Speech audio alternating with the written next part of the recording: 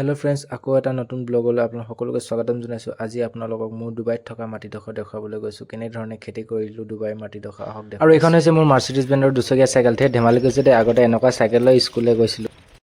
Hello' গাইছ, মই পথাৰলৈ আহিলোঁ, বুজিছেনে? আজি বাও সিচিমগৈ, ব'লক আপোনালোকক আজি এনেকুৱা গেলা গৰমৰ ৰ'দত পথাৰলৈ লৈ যাওঁ মই আৰু বৰ্তমান এতিয়া ঘৰত আছোঁহি মানে, ব'লক। আৰু এয়াই হৈছে আমাৰ ডুবাইত থকা গাঁওখন।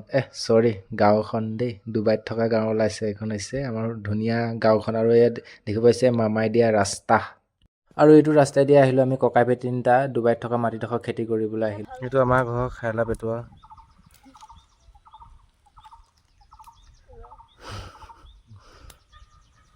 চবকে দেখাই দিম ৰ তোক। এইটো পেটটো দেখিছেনে তাৰ ভাগৰ? খাইলা পেটোৱা এইটো। মই মোৰ এছিষ্টেণ্ট আৰু এয়া মোৰ মালিকৰ লগত আহিলোঁ খেতিৰ পথাৰলৈ ডুবাইত থকা। চৰি এয়া মোৰ মালিক নহয় দেই, এয়া মোৰ মা হয়। আৰু এই সঁচা মিছা কথা এইখিনিৰে আজি ব্লগটো মই ইয়াতে সামৰণি মাৰিছোঁ।